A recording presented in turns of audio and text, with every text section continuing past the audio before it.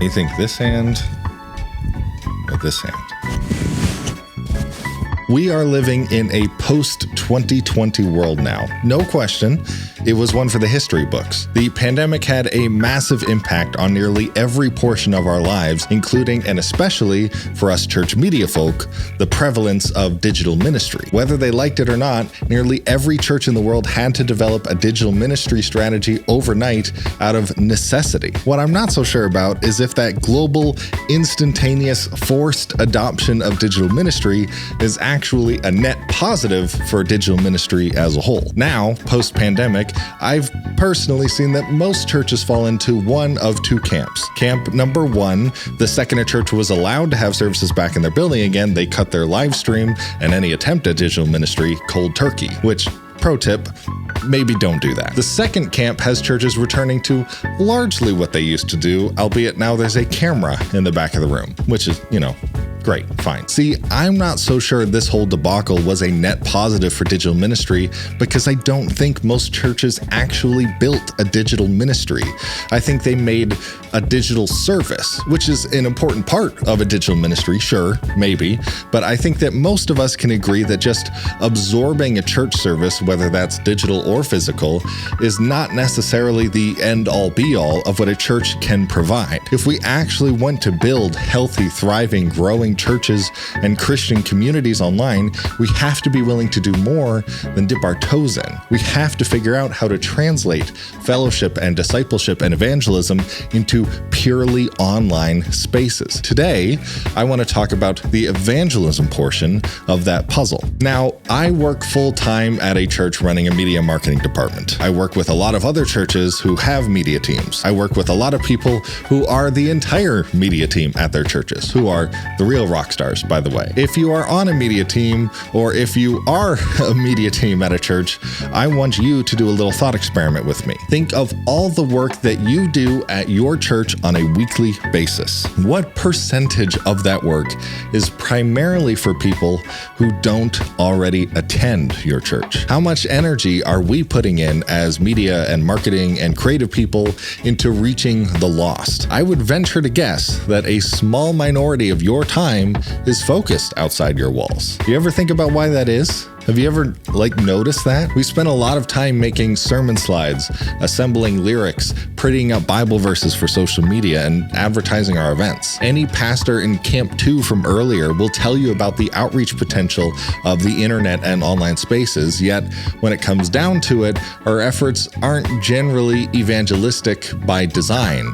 They're evangelistic occasionally in addition to their design. The Bible verses that we post on social media are generally for people who attend our church, but it could get someone saved, so it counts. The events that we advertise are almost exclusively attended by those we already know, but a complete stranger could show up, so check the little evangelism box for the day. What would it look like if we flipped that formula on its head? If the content we posted on our social media pages was primarily for the lost? If the events that we hosted and advertised was primarily for people who didn't already attend? What impact could we, as church media and marketing and creative people, have on the world around us if we weren't so busy with the world within our walls? How did we even get here in the first place, and why is it normal? Let's talk about it. Welcome to Blackbar.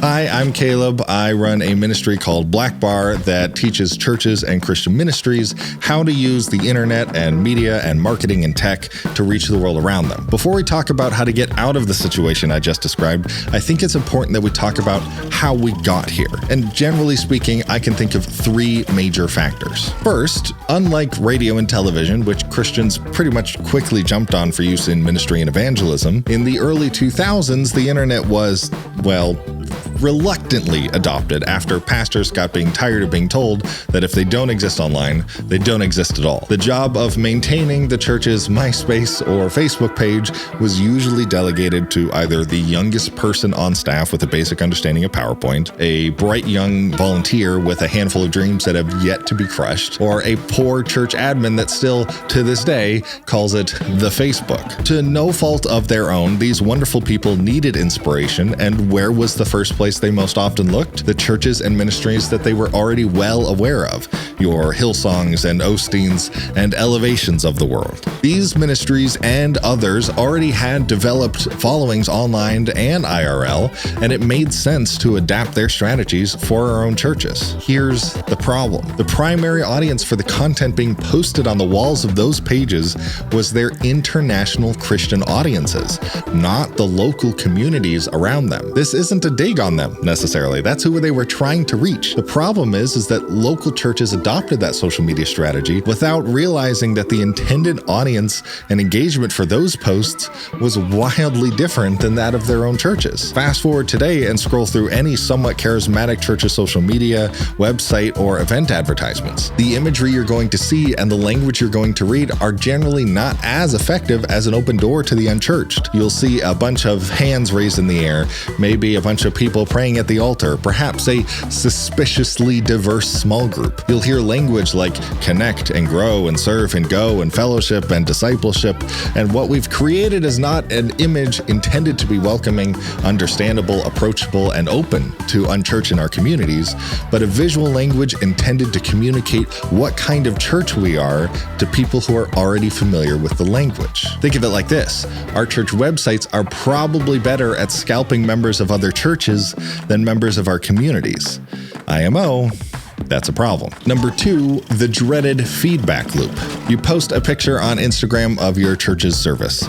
Who's more likely to engage with it, a complete stranger or a loyal attendee? Over time, your highest engaging posts are the ones that resonate with your already established audience, most likely your congregation. If you're watching this, you're probably already familiar with the algorithms the social media platforms use to populate your feed. If you want to take advantage of the algorithm, you try to replicate the success or format or function of high-performing posts in the past. Unintentionally, you've built yourself a little echo chamber. The metric for success is not necessarily outreach or evangelism, but resonance with your congregation, which, like we've talked about, isn't necessarily a bad thing. Obviously, your own congregation is an incredibly important part of this puzzle, but it's very easy to get accidentally stuck in valuing metrics over ministry because, like it or not, Facebook is not going to add a ministry health insight page along with their analytics insights page. That kind of abstract message is harder to communicate to leadership, so it's often, unfortunately, overlooked. Number 3, I think COVID helped us take 1 step forward and 2 steps back. I'm generally pretty good about not getting in stupid arguments on Facebook. I try to keep my nose out of politics and controversial topics, but hearing pastors and ministry leaders go off on social media about how we need to get everybody back in the building and how digital ministry is a poor excuse of a replacement for the real ministry happening in our walls drives me absolutely insane. But it's a real concern for them. When pastors think about the phrase digital ministry, they think about COVID, the declining numbers, the decreasing engagement, the difficult finances. As far as they see it, they gave digital ministry a shot and they found it lacking. Putting more time and energy and resources into intentional digital evangelism can be seen as a distraction from more important, more trusted, more fruitful methods of ministry that have proven to work in the past. Honestly, for the most part, I'm not going to have that argument.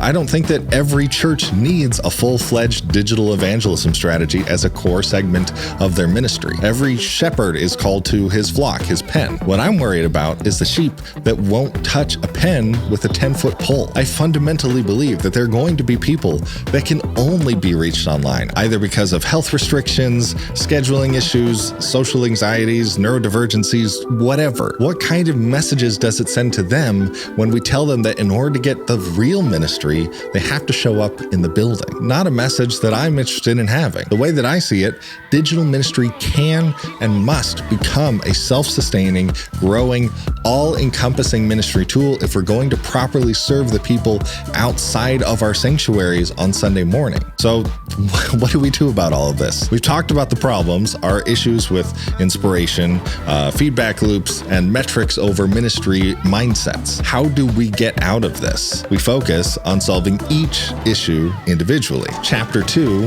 how do we get out? First, we need to address the first problem from earlier, our sources of inspiration. If I was a pastor and I was trying to become the best preacher that I could possibly be, it would make a lot of sense for me to listen to the best preachers in the world. But if I was a drummer trying to be the best drummer in the world, No offense, but I'm not going to be scanning through CCM artists for inspiration. I'd be running through gospel or jazz or metal or Rush's entire catalog. Rest in peace. Now, if I was a designer or a filmmaker or a social media manager and I was looking for inspiration, should I be looking inside the church world or outside?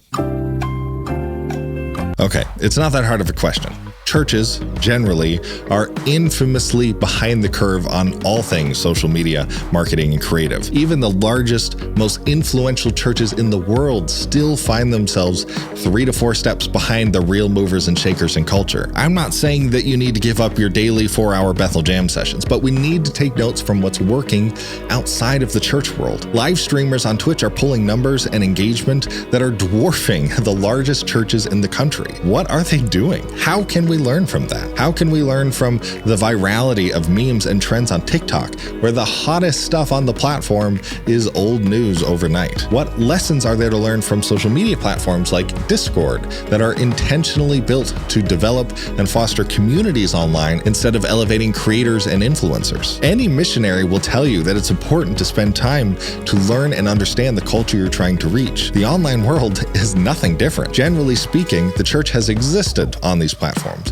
but we have not yet integrated ourselves into them. It's not just about being present, it's about being understanding, relevant, intentional. Intentionally expand your sphere of influence. Number 2, that darn echo chamber. I think most churches unintentionally end up in echo chambers because, sorry about this, we're often much more comfortable when we're in control of the whole conversation. The content that most churches post largely exists in a vacuum of their own creation. We treat our social media pages like segmented off blog sites rather than a single node on a massive web of content. The problem is that that's not how growth on any social media platform works. The name of the game is connection and collaboration, cross-posting, and generally engaging with the vast, networked, interconnected world outside of our small ministry spheres. Effectively reaching the world outside your church on social media doesn't require that you start a conversation that you think they'll be interested in. It means joining a conversation that they're already engaging in. Every single week, every day, ask yourself this: who am I trying to reach and what are they engaging with today? How can I add to that conversation in a Christ-like, life-giving way? That might mean commenting on current events. It might mean understanding what in the Sam heck a May is. It might mean engaging in conversation with people who might disagree with you.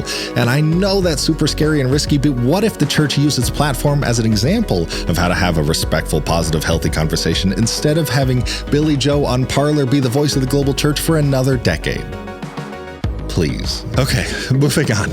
Number 3, beating down the stigma of what COVID did to digital ministry. Todd Bolsinger wrote an incredible book on navigating change as a leader called Canoeing the Mountains. In it, he uses the analogy of Lewis and Clark exploring what would become the western half of the United States. Now, for a good while, the most effective vehicle for getting a bunch of people westward was a canoe, as the path they were taking was along many rivers. But eventually, they ran into the Rockies, and I don't know about you, but I haven't seen too many rivers climb a mountain. The vehicle they were using to great effect in the season before had become dead weight in the season ahead. They had a choice to make. They either pack up the canoes and lug them over the mountains, hoping to find more rivers on the other side, or sell the canoes and buy horses on the advice of Sacagawea, who was familiar with the terrain. If I had to apply this analogy to the grand, sudden, worldwide adoption of digital ministry brought upon by COVID, I would say that there are a lot of churches that were asking how to easily canoe up the mountain rather than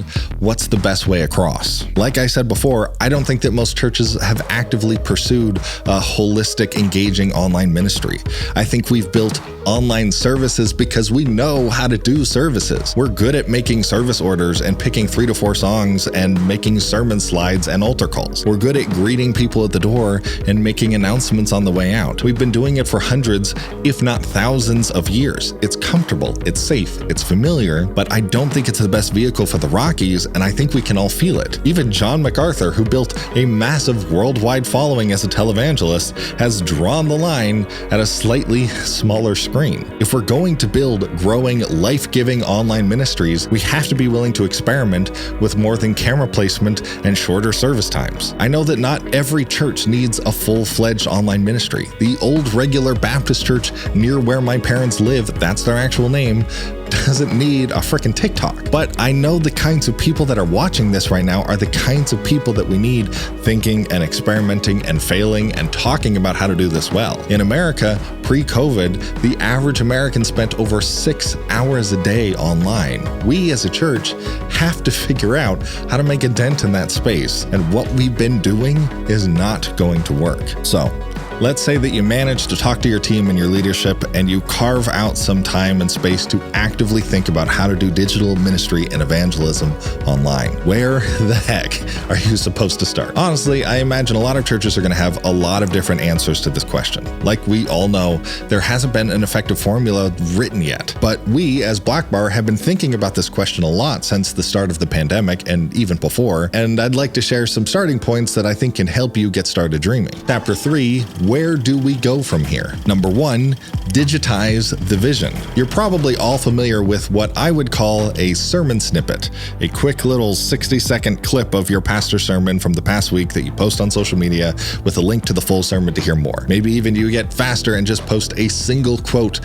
from your pastor overlaid from a sick photo with them preaching, or a stock photo of like a nice field or something. I don't know. I think the model is a good step in the right direction. We're taking the message that's already being delivered on Sunday by your pastor and boiling it down to a small form factor that could be easily digested on a social media feed. Here's where I think that we can take it one step further. Right now, we've taken the message and communicated it with the tools of online media. Now, I want to think about communicating it with the language of online media. I want you to take that quote that you were planning on posting from your pastor and internalize it.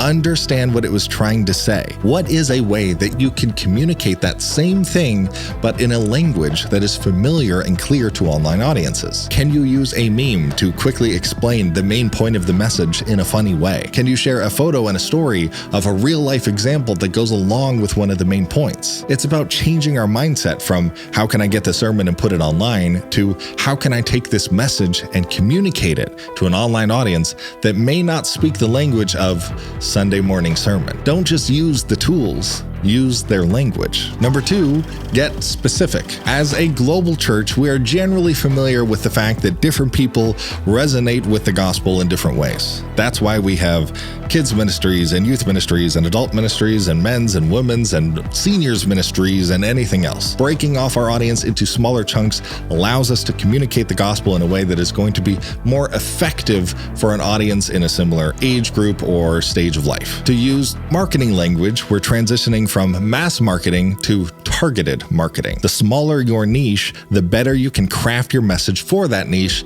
the greater chances of success per set of eyeballs. If we were to take these two ideas and smash them together, we could take advantage of social media and targeting tools to develop a hyper-contextualized message for a very specific audience that can communicate the gospel in a way that they can understand. We're way past just adult ministries and youth ministries and senior ministries. What if you could put together a short 60-second testimony about a member of your congregation who's now widowed and a single mother and has found strength and peace in Christ despite her circumstances, and then use Facebook's ad targeting tools to deliver that video specifically to single mothers and widows? Could you spend $20 on an ad targeted at doctors and nurses and medical workers, thanking them for everything they've done over the past 2 years? Think about how you could communicate the gospel differently and more effectively if you were speaking to people that were exclusively into hip-hop or video games, or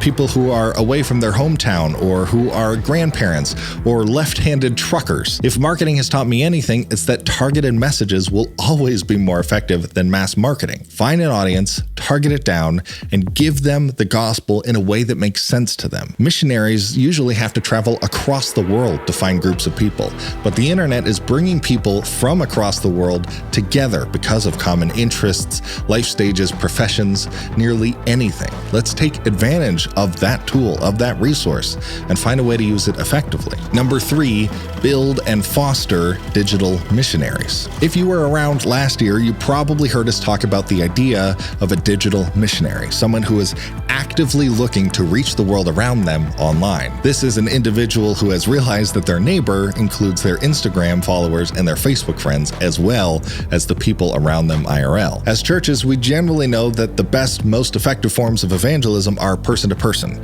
friends leading each other to Christ, one-on-one conversations. What could it look like if churches started intentionally developing members of their congregation as digital missionaries? Let me tell you a story of what that looks like. Right before COVID started, I got into a really strange hobby. Nerf guns. Turns out there's a massive worldwide community of people that love to tear these things open, refit them with new barrels and springs, and shoot foam at 300 feet per second through drywall. I am an absolute man-child that has new hobbies on a monthly basis, so this thing hooked me quick. I bought a 3D printer, I spent way too much money on vintage Nerf guns, I spent hours in my basement opening these things up and breaking things and losing darts in my frickin' insulation. Eventually though, you do want to find someone else to shoot other than your drywall. Turns out there's groups all over the country of people who like to get together and shoot Nerf guns at each other, like paintball matches. After a little bit of digging, I found a small group in the area that I live that was trying to get a regular Nerf game going. I joined their planning Discord and met a lot of the guys that were trying to put it together. Unintentionally, I stumbled across the first step of being a digital missionary: identify your audience. I spent a couple of weeks of just getting to know them, hanging out in text and voice chat. We talked about the springs that we use and the flywheels that we picked up. I wasn't just someone who was interested in their community, I was a part of it. I understood the language and the culture. I was accomplishing step 2 of being a digital missionary: identifying with your audience. Eventually, I discovered that the group was in need of a couple things. A new logo. Their current logo was really bad.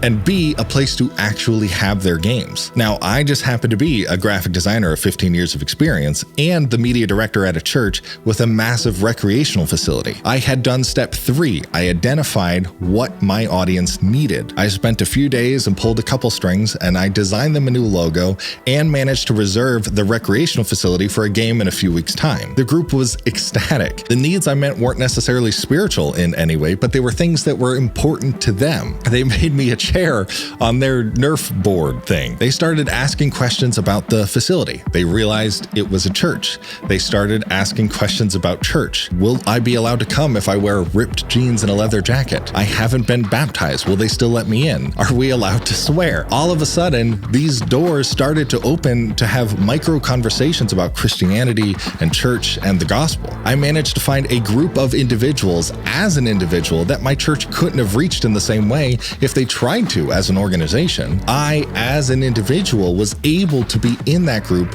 and be a positive influence in it. Unfortunately, COVID happened and shut the whole thing down before we were able to play a single game, but I think the model of digital evangelism that I learned from that experience can absolutely work. If churches can spend the time to develop their congregation to consciously seek communities and individuals online that they share interests, life stages, or whatever else with, I think we could blow this whole thing wide open, frankly. Being a digital missionary doesn't mean constantly posting Bible verses and sermon snippets on your Facebook and Instagram pages. It means consciously building relationships, finding needs and filling them, being in the right place and trusting God to open the doors. So I am definitely way over in time, but I hope that some of this information was helpful in the way that you think about digital ministry. I truly and honestly believe that if the church can figure out how to use these online tools effectively, we can make a massive impact on the world. If you're interested in getting in touch with our ministry and meeting others who are trying to find their way online,